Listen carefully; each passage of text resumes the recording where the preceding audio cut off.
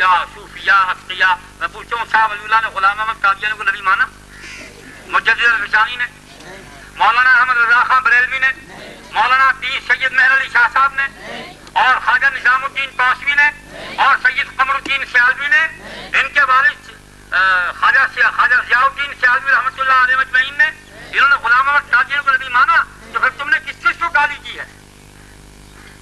قائد اعظم نے مانا نبی؟ لیاقت علی خان نے؟ غلام محمد نے؟ محمد علی بھوگلے نے؟ حسین شہید شور ورکی نے؟ آئی آئی چودھری نے؟ دولتانے نے؟ ذوالفقار علی بھٹو نے؟ اور ضیاء الحق نے؟ اور بے نظیر نے؟ غلام احمد کو نبی مانا؟ تو پھر تم نے گالی تو اسے بھی بکی. تم شریف کیسے ہو؟ شرافت کی کون سی سند ہے جو تم نے گلے میں لٹکائی ہوئی؟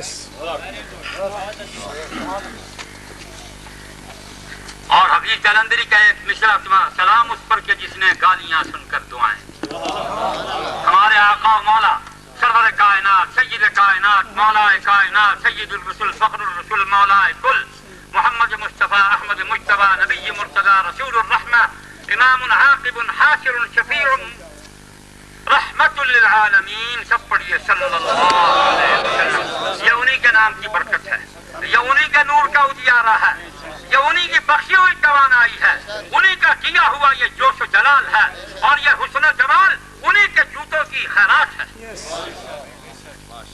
تم بتاؤ انہوں نے کبھی کسی کو برا لفظ بھی کہا؟ انہوں نے نہیں کہا, اللہ نے کہہ ڈالا. اللہ نے کہہ دیا. سورہ نون والقلم اٹھاؤ, پہلی 10 آیتیں پڑھو. فلا تطع كل حلاف مهين هماز مشاء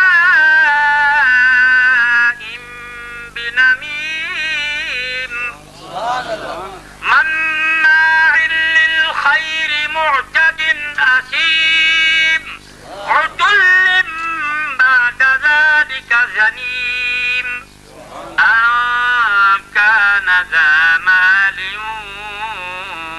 وبنين. مال و دولت اور سرمایہ داری اور جاگیرداری کے دائرے میں رہتے ہوئے, اس ہول میں بند رہتے ہوئے, اپنی دولت, اپنی جاہ, اپنی عزت دنیا, اپنی مال و دولت دنیا پر اجرانے والے کو دیکھیے نبی کے مقابلے میں خدا نے کیا کہا ہے. جھوٹا, کذاب, غرہ, متکبر, ہیجم کش, ذمیم, حرامی. میں نہیں کہتا, جواب دے وہ جو نبی کی توہین کو اپنا شیوا اور پیشہ بنائے بیٹھے. یہ ہماری بات نہیں ہے, یہ اللہ اور اس کے رسول کی بات ہے. جو حضور صلی اللہ علیہ وسلم کے منصب پر جب کسی آدمی نے یوں ہاتھ ڈالا تو یہ ایک کرنٹ ہے جو یہاں سے داخل ہوا اور سارے جسم میں سرایت کر گیا. شریع النفوذ, شریع الاثر, قوی النفوذ اور قوی الاثر. تمہیں کسی نبی کی سفارش جہنم سے نہیں بچا سکے.